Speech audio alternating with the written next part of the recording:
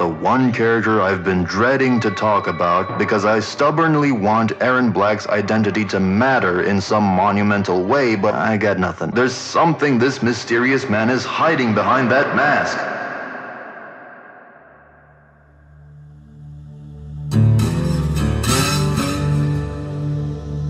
Erron Black. Simultaneously the coolest character introduced in MKX, and the most useless. In a game where most new characters were originality challenged, let's say, ranging from relative of one character to relative of two characters to flat out copy-paste to one of the most hated out-of-left-field characters ever produced, Erron Black stood alone as a shining beacon of good design. Although dreadfully simple, the idea of adapting a gunslinger into a fighting game turned out to be a very good one. After all, the simplest ideas tend to be the best. Even more genius was the decision to not make this character a full-on zoner, but a brawler, further cementing that bar fight cowboy feel. So flavor-wise, gameplay-wise, voice acting-wise, Erron was a much-needed breath of fresh air and proof of what the studio was capable of. But story-wise, Black was completely and utterly benched. He didn't do anything, his backstory wasn't explored, you couldn't play as him, and all he ever did was get pummeled by the other characters. And then MK11 somehow managed to downgrade him even more. At the very least, he could have greatly benefited from just a couple badass moments before sinking into utter irrelevancy in those story modes. So let's give him that. Let's run through the timeline of Mortal Kombat, or a timeline of Mortal Kombat, one that we can take plenty of much-needed liberties with, and see if we can add some color to this character's cheeks. If we were to craft one timeline to rule them all, we'd combine MK4 with MKX, and so Erron would become most active around the same time when Fujin and the Combat Kids appear on the scene in MK4. That said, there's no reason to bench him for the previous 3 games entirely, and not including him in the odd side plot here and there seems like a wasted opportunity. Erron could have, for instance, been employed by the Black Dragon for a specific task during the events of the trilogy, supplying weapons to Outworld forces or trying to assassinate Earthrealm warriors during the invasion. Given that Sonya and Jax were either busy with the tournament or charging their way to Kahn's palace, it would fall upon Stryker to lead a team, find the Black Dragon's hideout, and cripple them. Inside, he would come face to face with Black, and the two would engage in one of the most brutal duels you've ever seen. A mix of John Wick's elegant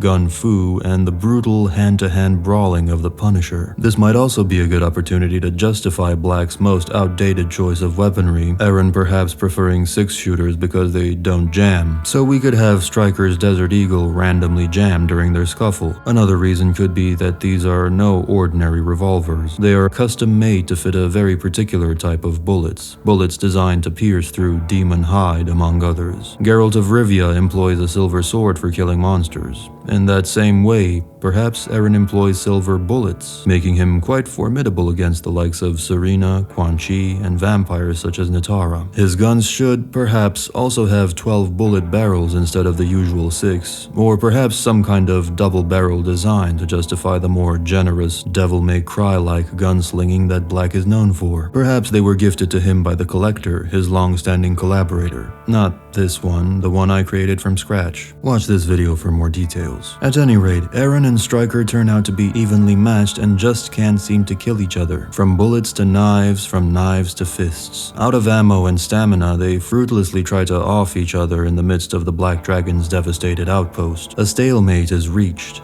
Erron grabs hold of another firearm and has Stryker at gunpoint, yet notices that the Black Dragon agent that hired him is dead next to Stryker, killed in the scuffle. Realizing there's no one left to pay him, Black scoffs, lowers the gun, and just walks away, leaving Stryker as the sole survivor of the carnage. Alternatively, Stryker could be the one to figure out who Black's employer is and throw his combat knife into him last second, saving himself in the process and causing Black to retreat. This mission could also double as an opportunity to promote Stryker and see him rising through the ranks. Fast forward to MK4/X, Black has now been employed by Kotal Kahn as soon as as he took the throne in Outworld due to his stellar track record as a gun for hire. Unlike MKX, however, Erron would be portrayed as decidedly less loyal to Kotal himself, cause in MKX he really seems less like a bounty hunter and more like an obedient servant of Kotal's who truly believes in him for reasons that are never explored, and that very much contradicts the self-serving mercenary who's loyal to the highest bidder flavor that Black has. So Black would work for Kotal simply because he pays well. Kotal would know the risks of hiring someone like Erron and considers it a calculated risk to cement his rule over a disarrayed Outworld, beset by enemies on all sides and embroiled in a civil war. Erron Black is one of the best trackers in all the realms, so Kotal employed him primarily to track down Melina and her rebel base, as well as to be a bodyguard for Kotal himself, helping ferret out assassins sent to kill the new Kahn. Kotal would half-jokingly state at one point that half the reason why Outworld's coffers are dry is because of Shao Kahn's conquests, while the other half is because of Erron Black. His reputation is that great, and his services that expensive. Unbeknownst to Kotal, or any of his other employers, Erron sometimes has run-ins with the person responsible for his immortality, Tsung. Shang generally lets Erron run around freely, but every now and then, when the state of the realms doesn't go the way he wants it to, he will pay Mr. Black a visit and ask him to perform certain tasks for the sorcerer, nudging things as per his desires. Erron has no choice but to oblige, lest Shang remove the gift of agelessness, causing Erron to wither and decay into a centuries-old corpse. And so he has no choice but to suffer the sorcerer's demands, which often involve killing or sabotaging old chums and clients that Erron built good relationships with. This is partly why the gunslinger has developed such an aloof, uncaring exterior. He does not have the luxury of making friends. And so he works for the highest bidder, takes the money, and leaves, never looking back at the things he's done. After all, the sorcerer is the one who unleashed him upon the realms, and the one who continues to force him to perform his most heinous deeds. None of this is Erron's fault.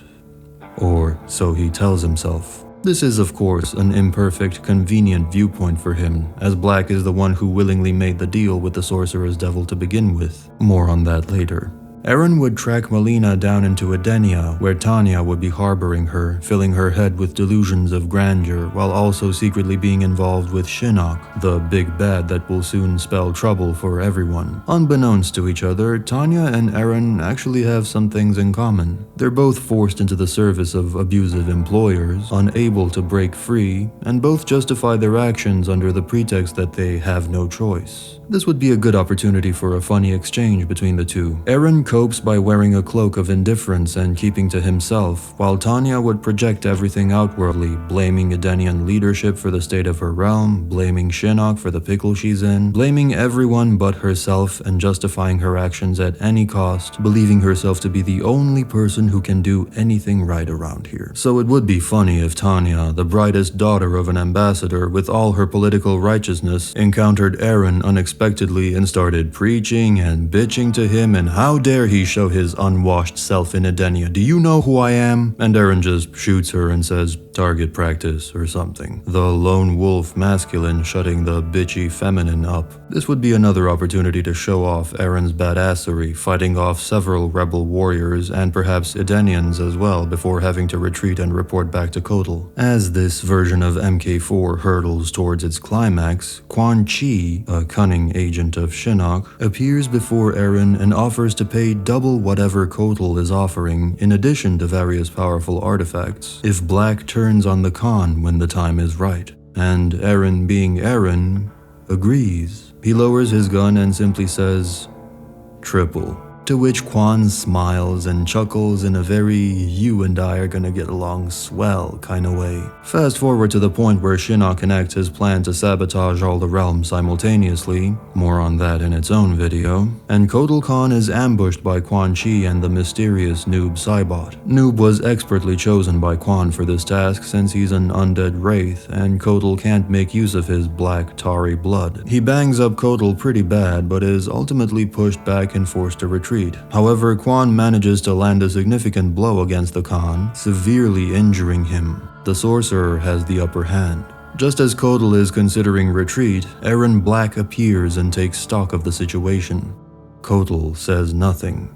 He knows what's coming. Black points his pistol at the Kahn, while Quan Chi erupts into a smug, sinister chuckle, proud of the deception he's sown. Before he could celebrate his victory, though, Erron points the gun at the sorcerer and shoots the motherfucker in the chest without even looking. Injured, enraged, and humiliated, Quan immediately teleports away. It's revealed that Kotal promised to pay double whatever his enemies offered Black just to make sure he keeps the gunslinger on his side, leading more and more credence to the running joke that Erron is the reason why Outworld is still bankrupt. The Blood God now has to pay Erron 6 times his usual fee, but it was worth it. Kotal survived one of his biggest challenges as the new ruler of Outworld, and this kind of scene is useful because not only does it further Erron Black's characterization, it also showcases Kotal Kahn's strategic mind and forward thinking, instead of, putting him in a wheelchair. The more things you can accomplish with a single scene, the better. Later on, Erron would be ordered to aid Earthrealm forces in tracking down and eliminating Shinnok's sleeper agents before they cripple various points of interest within the realm, and this reunites him with none other than Curtis Stryker. Last time they were trying to kill each other. This time they're forced to work as allies. Life is full of these little ironies. Then there's all sorts of cute little scenes you could enact, like one time Erron could be stuck in some hostile wasteland like Chaos Realm or Detroit with Johnny Cage and Kano, 2 of the loudest mouths in all the realms, both of them unarmed and both of them trying to make Erron kill the other, starting a hilarious bidding war like they're at an auction house for the retarded. Kano offers a pretty sum and Black points his gun at Johnny, who then gets riled up and offers more, so Erron then points the gun at Kano, who counter-offers, pointing the gun back at Cage, then Kano, then Cage, rinse and repeat, maintaining the most deadpan of expressions throughout it all. No one ends up killing anyone, of course, as they're in a hostile environment surrounded by things that want to kill them, just like in high school. Other adventures could include a suicide mission that he survives, like a modern version of a saloon shootout where it's just him against 17 other shooters. You could have a big Mexican standoff. You could have him getting impersonated by Havoc. Imagine Erron sabotaging the heroes during a pivotal moment and then removing his mask, revealing himself to be Havoc in disguise. The real Erron was never there to begin with, and many other stories that we don't have time for right now. But despite Erron's many adventures alongside a sizable chunk of the cast, he remains a very cold, neutral, self-centered mercenary throughout it all. Nothing and no one gets to him. No job seems too morally bankrupt for him to consider. Shades of Bronn from Game of Thrones. If I told you to murder an infant girl, say, still at her mother's breast, would you do it without question? Without question? No. I'd ask how much. Which begs the question, why does Erron Black value money that much? I mean, sure, everyone wants to make a good living, but it's ridiculous. Is he saving up for another pandemic? Does he want to buy a mansion in Vancouver? What is he doing with all that money? This is a tricky question because the few things that an immortal cowboy could want, beyond being rich for riches' sake, which he probably already is, are not of the mundane variety, and there are few individuals, factions, or powers that be that would actually make use of money or conventional valuables. So our pool of choices is fairly thin. The one I've lingered on involves the Red Dragon. The Red Dragon clan is one of the less talked about factions in the Mortal Kombat setting, and is more ancient and secretive than the Black Dragon. In fact, the Black Dragon splintered off the Red Dragon long after the latter was a thing. Its members and activities are shrouded in mystery, and they would likely have plenty of uses for conventional money. Erron ain't working for the Special Forces, that's for sure, and the Black Dragon's goals are too provincial, so the Red one seems like the best bet here. The Red Dragon clan are up to some freaky shit. They run all sorts of experiments in secret laboratories spread across the realms. They dabble in eugenics, genetic augmentation, and sorcery, and they seem fixated on dragons and dragon-like creatures, hence the name. This is how you know that the Black Dragon are the younger offshoot of the two, because their goals have nothing to do with draconids, so the dragon part of their name serves the same purpose as the name of a band. It just sounds cool. So the Red Dragon are very keen on acquiring draconid DNA of any kind, whether it's inert or live specimens, including saurians, chameleons, and other reptilians. But why? MK Armageddon sees them trying to breed an army of dragon warrior hybrids to take over the realms. That could still very well be the goal, But there could be another. The most significant dragon figure in the history of the realms is Onaga, and his most defining characteristic, beyond his considerable raw strength, was his ability to resurrect the dead. Not as zombies or ghosts, but fully bring them back to life as if they had never died. And then, considering how the genealogy likely works, bits and pieces were likely passed down to newer, more feral dragons, as well as species like the Zaterrans. That's why chameleons and Shujinko, who was empowered by Onaga, had soul-like abilities a la Shang Tsung, able to imitate other characters and replicate their abilities and fighting styles. Watch this video for that full theory. So the red dragon could want to reverse engineer the power of resurrection, and Erron Black could be after the same thing. He might hope to resurrect someone he was once close to, perhaps someone from his bygone era, or he might want to escape the sorcerer's control by dying and being reborn, no longer needing the sorcerer's magic to keep himself alive. Or perhaps he wants a one-way ticket back to his realm. Now, time travel would not be a thing in this version of events. However, Chaos Realm could be envisioned as a sort of Bermuda Triangle no man's land, a negative space in between the realms where the rules of time and space seemingly fly out the window. Whatever happens in Chaos Realm stays in Chaos Realm, however, which would allow you to have your multiversal cake and eat it. You could have multiple versions of the same character interacting with each other, weird hallucinations, cryptic foreshadowing, reliving past events, all sorts of weird, experimental, creative shit. So maybe Erron Black wants to breach into the Chaos Realm, and maybe the Red Dragon can help him do that, as someone like Havoc would be too unreliable and hard to track down. Perhaps that's why Cage, Kano, and Black were stranded there. Black was trying to get there, but it turned out to not be what he expected. Cage was tracking down Kano, and Kano was trying to sabotage Red Dragon operations. All three of them wind up in this maddening limbo and have to work together to get out.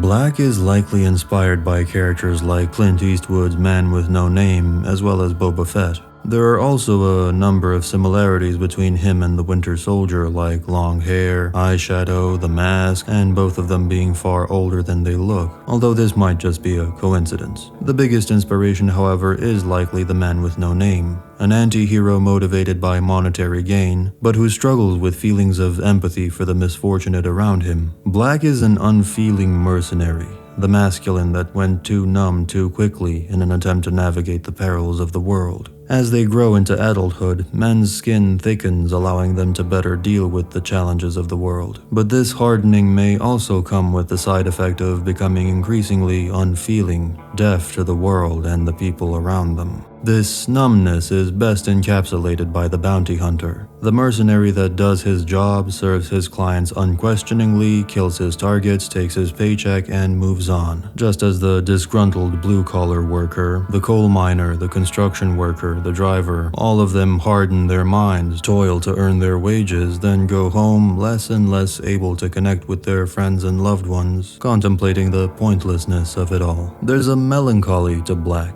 a deep-seated despondency of a man trapped in a foreign age, in foreign worlds, with no goal to speak of other than survival, unable to truly connect with anything or anyone. But he shouldn't be completely indifferent. Otherwise, there's no contrast to his character. Just like Clint Eastwood's character, there are occasional signs of an empathetic, or at least sympathetic mind. Apart from his guns and his hat, Black doesn't seem to have any valued possessions, save perhaps the chain wrapped around his neck, easily missable, hidden beneath his scarf. In his most private moments, he gently tugs at it.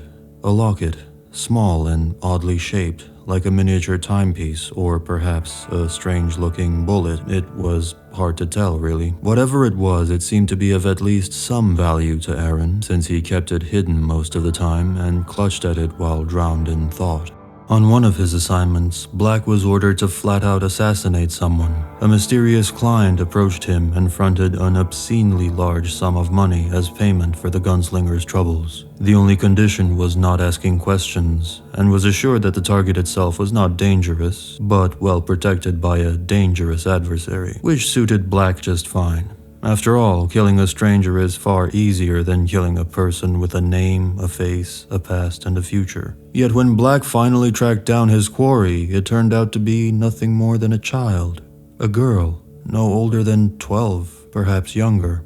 Black frowned. The faintest of sighs hissed out of the gunslinger as he takes stock of his surroundings. An abandoned building, but with a well-kept interior nonetheless. No one else was there. This seemed too easy. The girl didn't seem particularly scared of him. She eyed his attire and asked if Black was on his way to a gay pride parade. There was no snark or malice in her voice, though. Erron didn't need any extra motivation to complete his mission, but the jab made him feel a little better about carrying it out. Erron reached for his pistol, fully committed to the deed. Before he could fully raise it, though, he stopped and looked down like a spooked cat. Shit. The trap was seamlessly planted. He should know he does this stuff all the time. Still, he should have spotted it. The girl threw him off way too much. Hanging upside down like a fish on a hook, Black noticed a shadow moving on the floor. The other figure in the room revealed himself. You are not the one I expected. A dark-skinned man, bare-chested, with tiger tattoos all over his body.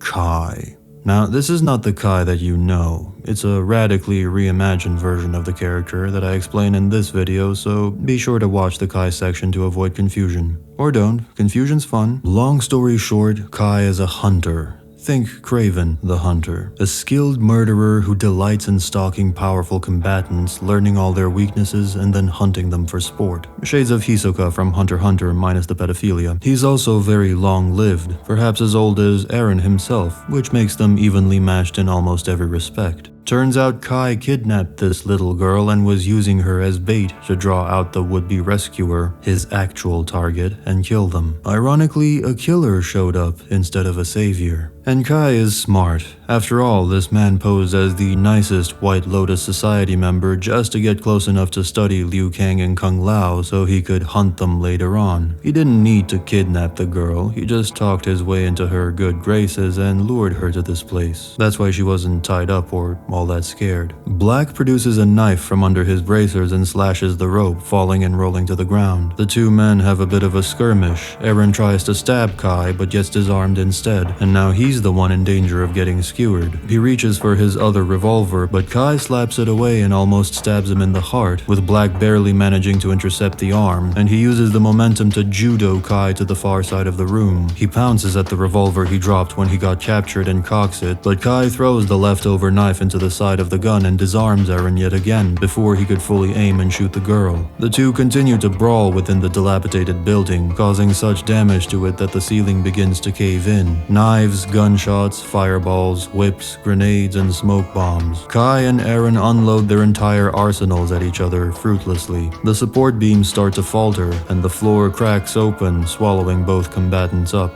Erron jumps and grabs onto the ledge of the remaining floor. Before he could pull himself up, though, he feels something tugging at his leg. Kai lassoed it from the floor below and was pulling him to his doom. Erron noticed one of his guns near the ledge and made the grandest of efforts to grab it and shoot the rope without even looking. Gun in hand, he struggled to climb the ledge, but it crumbled under his weight, leaving him hanging by a thread. He felt his grip slipping until small hands grabbed his and pulled it up. Black used the extra help to climb up quick as a cat. He rolled onto what was left of the floor and swiftly pointed the gun at the girl. The girl who just spared him a few broken ribs.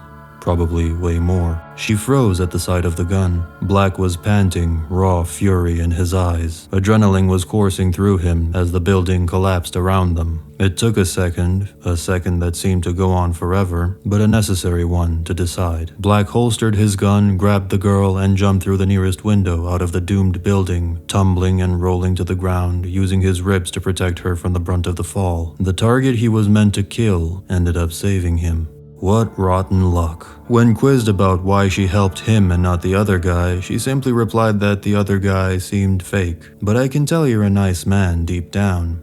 You're a shit judge of character, Black remarked bitterly, thinking of the multitudes he's killed, many of them undeserving. From here, the two would travel together for a short time. Think Mando and Grogu, Joel and Ellie, Booker and Elizabeth. Erron still contemplated killing her, of course. Having to cross his employers and put a black spot on his record is not something he wanted to deal with. But the more he talked to this girl, the more compelling he found her. Raised alone, ignored by her own parents, unable to connect with other kids, feeling completely estranged from the world around her, Black couldn't help but resonate with her story. The two bonded rather quickly, despite Black's sincerest efforts to remain aloof. She learned survival skills from him. He taught her how to handle a gun, how to shoot, how to track, how to set traps. She also picked up some foul language, as Erron didn't shy away from cussing in her presence. She asked him where he comes from, and for the first time ever, Black opened up about his past, the age he comes from, and how he longs to return to that era, implying that he was a big deal in his hometown of Wicked, Texas, which he immediately gets made fun of for.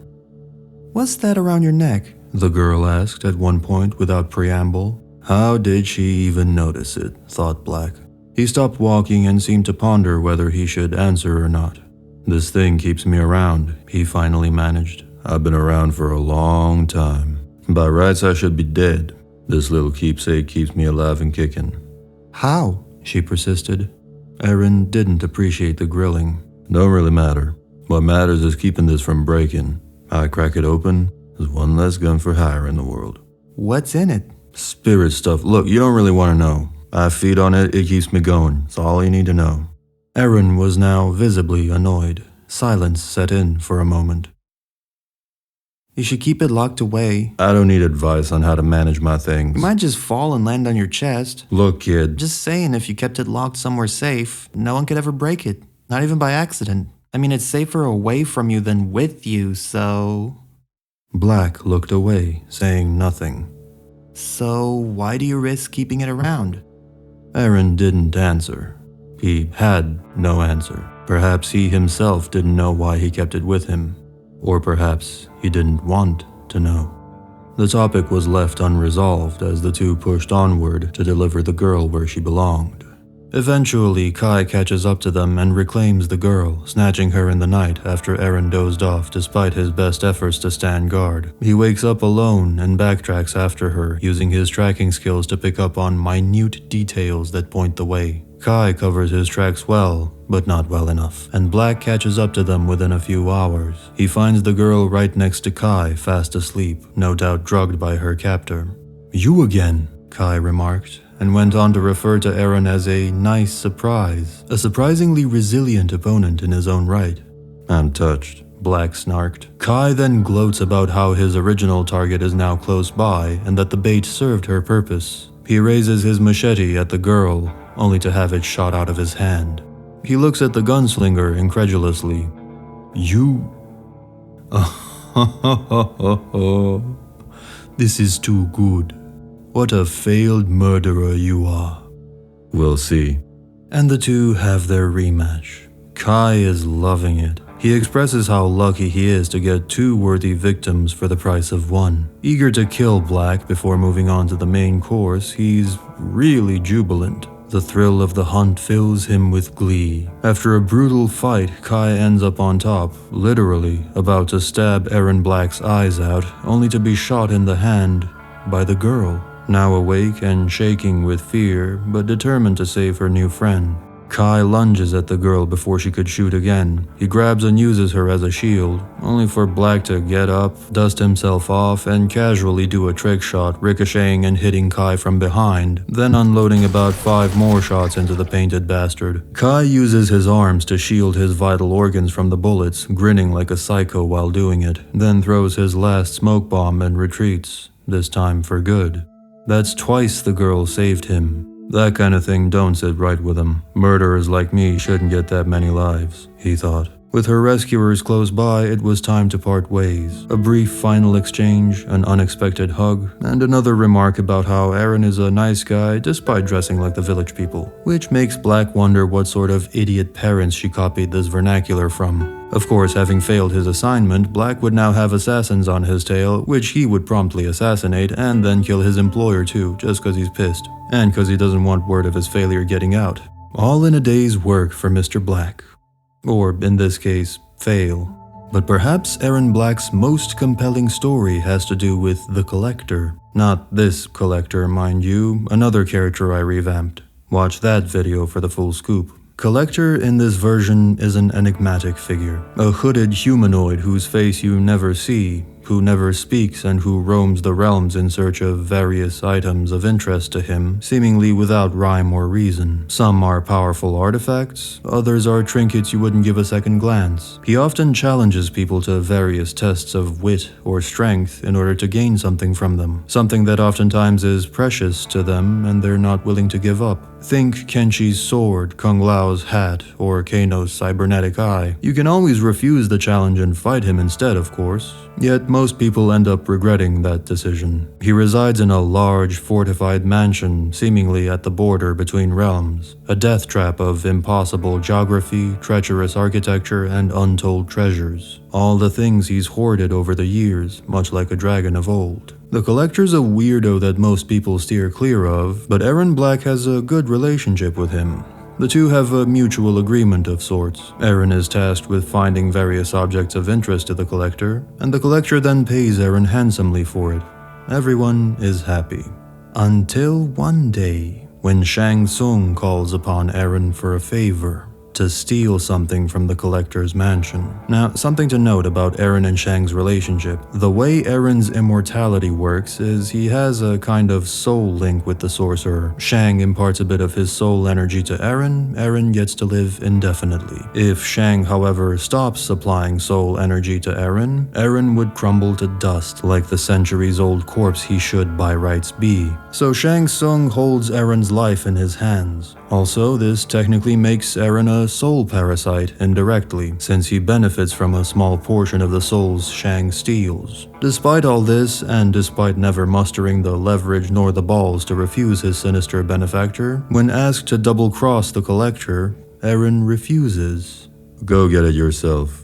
Was he bluffing? Was he serious? Was he ready to die then and there? Black didn't really know himself. He just blurted the words and started walking away. Seeing as how the cowboy was playing hard to get, Shang moved to plan B and informed Black that if he refuses the job, that person will die. Turns out Shang knows a frightfully great deal about Erron, including his weaknesses. He goes on to explain that this person from Erron's past, of great importance to him, is dying.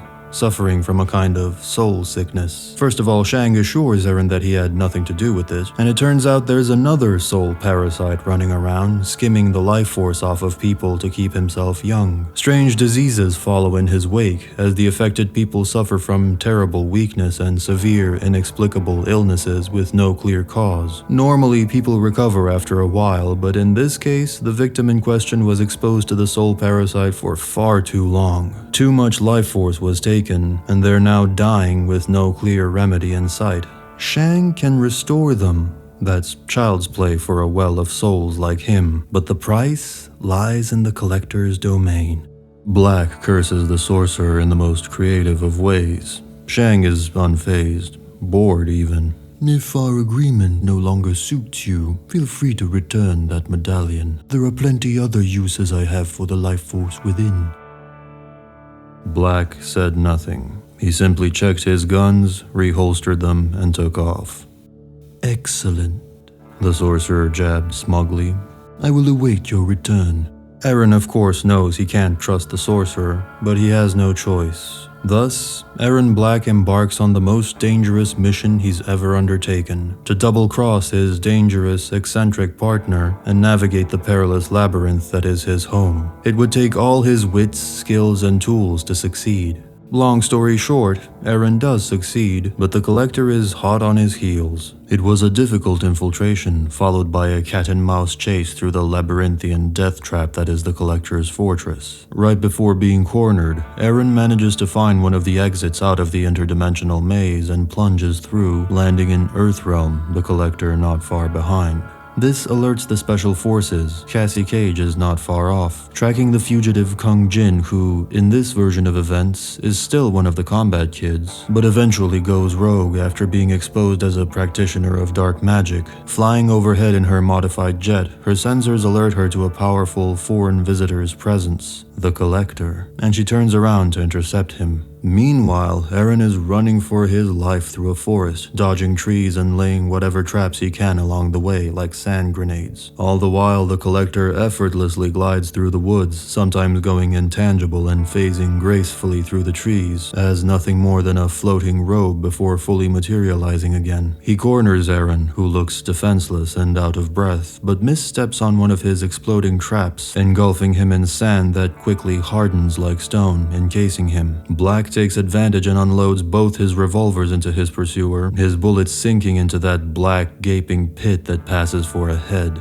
He needn't have bothered. The Kollector seemed decidedly unaffected. He maintained his deadpan, invisible gaze and nonchalantly phased through the granite sand that was holding him. Whatever he was no demon, nor a vampire. Erron threw another grenade, this time a flashbang, and ran for it. After a few twists and turns, Erron suddenly stops, finding himself at gunpoint. Cassie Cage had arrived. She was visibly ill. "Hands on your head," she managed. Breathing looked difficult for her. She had bags under her eyes. She was sweating, and the gun was shaking in her hands oh so subtly. Over the past weeks, she had done everything to hide her condition from her peers. She didn't want anything to interfere with her hunt for the traitor Jin. She would be the one to bring him to justice. This Cassie is decidedly more standoffish and guarded. She went through hell trying to keep her subordinates from tearing each other's throats, and never felt like she had much support from her higher-ups. So she tends to feign emotional stability and deflect inquiries with humor, never really opening up to anyone, a behavior that was no doubt partly responsible for her current predicament. Erron tried to warn her that they were both in danger, but she wouldn't hear of it. Black was powerless to do anything. He was out of ammo and out of tricks. He tried to think of something, but it was too late. Kollector appeared behind him. "Freeze!" Cassie yelled, turning her attention to the hooded menace. The Kollector did no such thing, rushing instead to grab Black. Cassie fired, unloading several shots, a couple of which again sank into that dark hood, while the rest were casually blocked by the Kollector's gauntleted hand. "Get out of here!" Erron yelled, as Cassie was frozen in place, still fruitlessly pointing her gun at the supernatural assailant. Erron clutched the stolen object in his hand. "I need this," he thought, standing his ground against what looked like certain death. Yet the Kollector stopped right in front of Black. There was no malice in his mannerisms. He eyed that which Erron stole from him, then looked Erron in the eye. His gauntleted hands came together in what looked like a pleading pose, or like he was anticipating something. The gunslinger knew what this meant. He always found it curious how the Kollector often challenged people for their possessions, yet he never once asked Black for anything. Until now. The Kollector wanted a trade, the stolen artifact, in exchange for something of Erron's. His cold, steeled hand reached out to Erron's throat, then a bit higher, and removed Erron Black's mask. Was that all he wanted all along? Erron wondered. Content with the exchange, the Kollector turned around and disappeared into the depths of the forest. Still held at gunpoint, Erron Black reluctantly turned around to face Cassie, and his now unmasked face hit her like a ton of bricks. Village? People? She remembered, and he never forgot. She was the little girl, the one that Kai kidnapped in order to draw out Sonya Blade and kill her. For this event took place years ago, back when Cassie was but a child. An unlikely partnership that probably left her mark on Cassie more than anyone will ever know. She was the only one who, knowingly or not, had treated the bounty hunter with genuine kindness. Kindness he did not deserve. Back then, Erron Black did not wear a mask or a hat. His guns were different, and his clothing was decidedly more anachronistic than it was now. And more to the point, she was young, and they have not met since.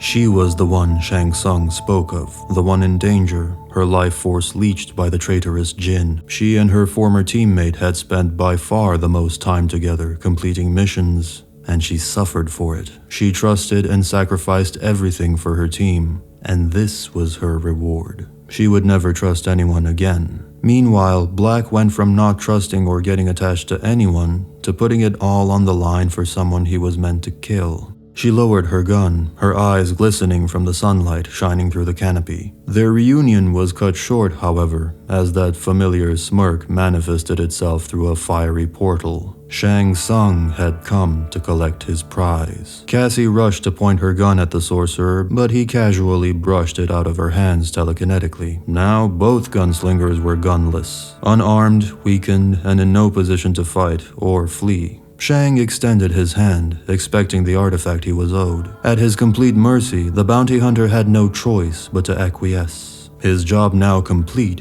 Erron demanded Shang hold up his end of the bargain and heal Cassie. Yet without a second thought, the sorcerer instead accelerates her condition and leaves. 2 for the price of 1, a prize claimed and an enemy vanquished.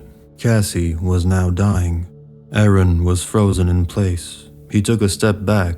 His instinct to run away from a bad situation and wash his hands almost took the better of him. And it was interesting seeing the man without his mask. He looked much more human. He quickly snapped himself out of it though, and rushed to her side, powerless to do anything. All he could do is watch her die. Another innocent perishes while the guilty murderer lives on. Unless...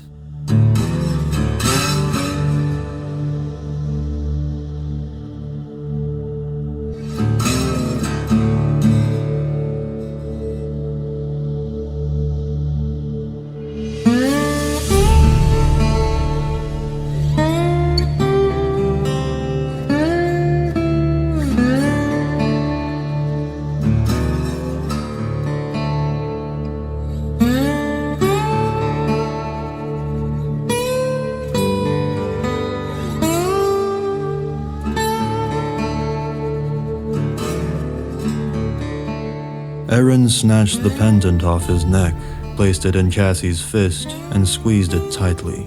It cracked rather easily, and all the energy trapped within burst out, gentle swirls of green light that Cassie's battered, starved soul siphoned instantly. The color at once came back to her cheeks as her body was visibly healing. Erron settled beside her, or perhaps... no. As soon as he tried to stand up, he collapsed. Cassie was now rejuvenated, but scared, angry, and confused. "Asshole," she snapped. "Why?" Erron grew numb. His skin was deteriorating, his hair and fingernails crumbling like sand. "You can't flatline," she protested. Still gotta find a way home." "Home?" "Yeah, back to your own time. You were a big deal, remember?" "Big deal? I was never a big deal. I never belonged. Not until..." He looked at her. Her eyes were watery. "It's all right." Erron Black crumbled to dust. Cassandra Cage was now at the peak of her health and at her lowest point. She's a good leader, always doing the best she can, keeping it together in the face of immense pressure while slowly unraveling at the seams. Failed by her team, estranged from her parents. This event overfills the glass, but also inspires her to move past the snarky, dickish persona she created as a defense mechanism, accept her vulnerabilities, and ask for help when needed, instead of hiding things from people all the time. She took his hat and his guns as mementos. Later that day, Cassie visits her father after not having spoken to him in a long time, finally allows herself to break down in tears, and hugs him. Johnny has no clue what happened, but just embraces her and says, "It's all right. It's all right."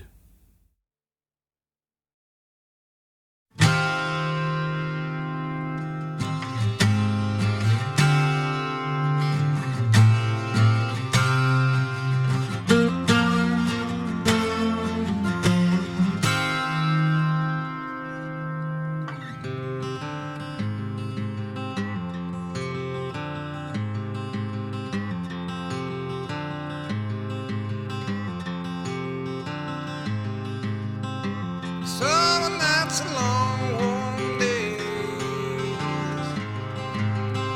stolen as the old moon falls. ourselves another face, another place to hide it all, another place to hide.